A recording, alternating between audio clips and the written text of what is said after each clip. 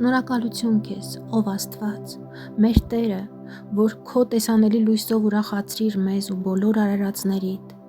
իսկ քո պատվիրանների հոգևոր լույսով լուսավորեցիր քեզ հավատացողներին։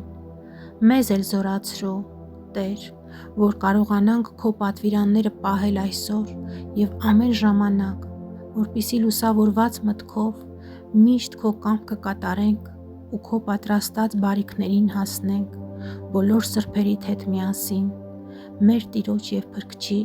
Հիսուս Քրիստոսի պարգևած շնորհներով ու մարդասիրությամբ։ Ամեն։